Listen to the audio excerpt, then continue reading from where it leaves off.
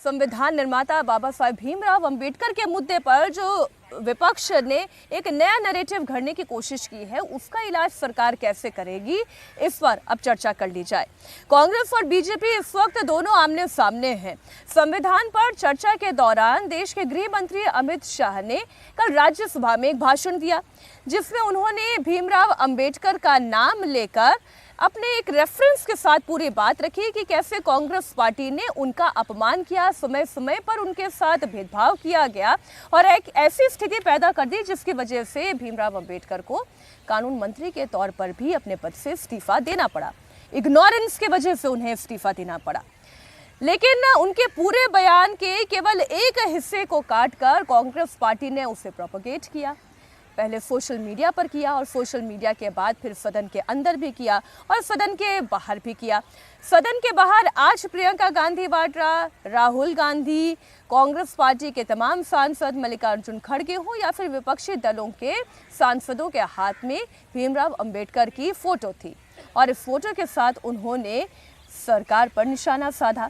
कहा कि ये सरकार, अमित शाह भीमराव अंबेडकर का अपमान करते हैं, उन्हें सम्मान नहीं देते हैं। 3 तस्वीरें आपके सामने रख रही हूं। लोकसभा, राज्यसभा और संसद परिसर, तीनों जगह आज जबरदस्त हंगामा हुआ। कांग्रेस सांसद ने संसद भवन परिसर में प्रोटेस्ट किया, गृह मंत्री अमित शाह से इस्तीफे की माफी मांगने की मांग की।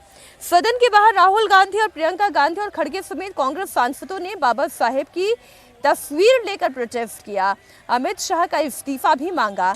लेकिन बवाल की वजह क्या है वो आपको ऐसे समझ में आएगी जब अमित शाह के बयान का एक छोटा सा हिस्सा काटकर उसे सोशल मीडिया पर जबरदस्त सर्कुलेट किया गया। वो क्या बयान था, पहले 12 सेकंड का बयान सुने और फिर पूरा बयान आपके सामने रखेंगे। अभी एक फैशन हो गया है, अंबेडकर अंबेडकर अंबेडकर अंबेडकर अंबेडकर अंबेडकर। इतना नाम अगर भगवान का लेते तो 7 जन्मों तक स्वर्ग मिल जाता।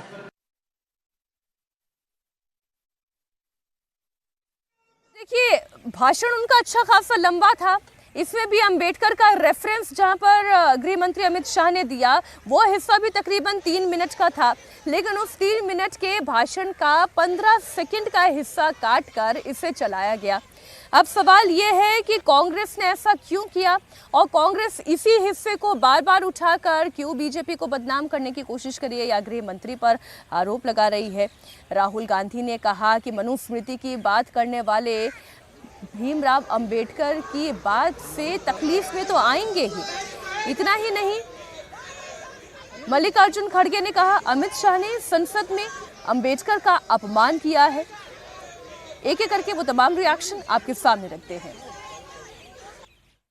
कॉन्स्टिट्यूशन के खिलाफ है ये। इन्होंने कहा, ये पहले ही कह रहे थे कि कॉन्स्टिट्यूशन को हम चेंज करेंगे, ये इसके खिलाफ हैं। अंबेडकर जी के खिलाफ हैं, उनकी विचारधारा के खिलाफ हैं। इनका पूरा का पूरा काम अंबेडकर जी ने जो किया और जो कॉन्स्टिट्यूशन है उसको खत्म करने का है, तो सब पूरा देश जानता है। पहले संविधान को लेकर बहस छिड़ी हुई थी कि संविधान बदल देगी ये सरकार। संविधान का मुद्दा पीछे रह गया। अब भीमराव अंबेडकर के अपमान को लेकर पूरी बात आ गई है। बीजेपी के चाणक्य और देश के गृह मंत्री अमित शाह पर जब आरोपों की झड़ी लगी तो बचाव करने के लिए खुद प्रधानमंत्री नरेंद्र मोदी सामने आए। उन्होंने 1 नहीं, 2 नहीं, 3 नहीं बल्कि 6 सिलसिलेवार तरीके से एक्सपोज पर अपने बयान रखे, जिसमें उन्होंने कांग्रेस पार्टी पर सीधा वार किया।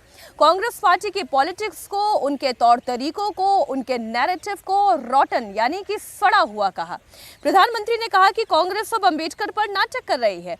पंडित नेहरू ने चुनाव में अंबेडकर के खिलाफ प्रचार किया था, उन्हें भारत रत्न देने से कांग्रेस पार्टी ने इनकार किया था। इतना ही नहीं, SC ST पर सबसे ज्यादा नरसंहार भी कांग्रेस के शासनकाल के दौरान ही हुए। प्रधानमंत्री ने यहां तक कहा कि अगर कांग्रेस और उसके सड़े हुए इकोसिस्टम को लगता है कि वो झूठ बोलकर अपने कुकर्मों को ढक लेंगे, छिपा सकते हैं, तो वो एक गलतफहमी में है। इतना ही नहीं, अंबेडकर के नाम को लेकर कांग्रेस ने भले ही अमित शाह के खिलाफ प्रोपेगेंडा फैलाने की कोशिश की हो, लेकिन आज कांग्रेस पार्टी का यही दाव उनके ऊपर कैसे उल्टा पड़ा, अब वो आपको समझाती हूँ।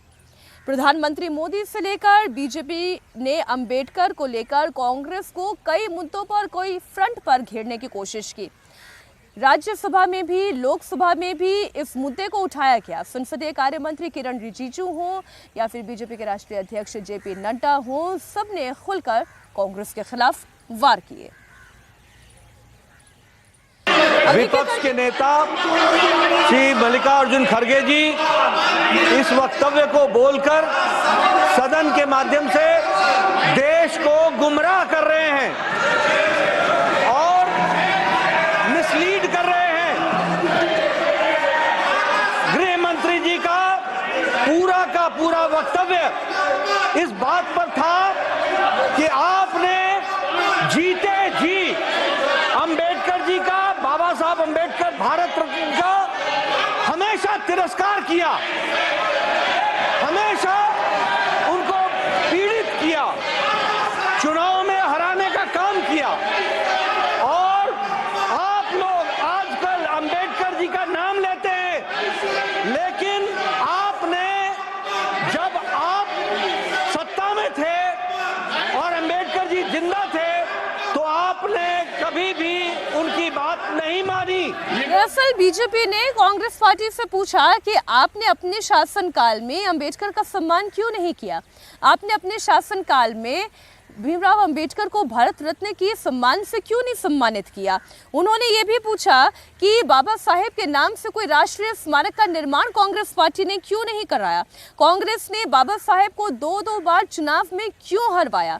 इतना ही नहीं, संसद भवन में अंबेडकर के नाम को सियासी संग्राम मचा हुआ है। उस संसद भवन के सेंट्रल हॉल में कांग्रेस की सरकार ने अंबेडकर की तस्वीर क्यों नहीं लगने दी थी। ये तमाम सवाल बीजेपी की ओर से उठाए गए।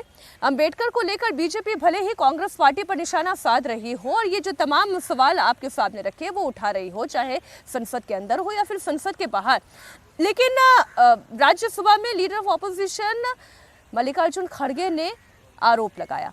उन्होंने कहा कि गृह मंत्री अमित शाह ने अंबेडकर का अपमान किया है। जब वो डॉक्टर बाबा साहब अम्बेडकर के बारे में बोल रहे थे, उन्होंने ये कहा था कि आप लोग अम्बेडकर अम्बेडकर 100 बार पुकारते हो, उतना ही अगर आप 100 बार भगवान का नाम अगर लेते तो आप 7 बार स्वर्ग में जाते थे। यानी बाबा साहब अम्बेडकर का नाम लेना ये गुनाह है और उनकी बनाई हुई संविधान को विरोध करना उनकी मंशा थी। यानी वो क्या बहुत बड़े आदमी थे। आप भगवान का नाम लेने का काम नहीं कर रहे, अम्बेडकर अम्बेडकर बोल रहे, ये ऐसा उन्होंने बात किया। तब मैंने हाथ उठाया, तब उनको ईल्ड होने के लिए कहा, लेकिन मुझे वो मौका नहीं मिला। एक होकर जो बाबा साहब का अपमान शाह ने किया है वो गलत है, इसीलिए वो आई डिमांड हिज रेसिग्नेशन।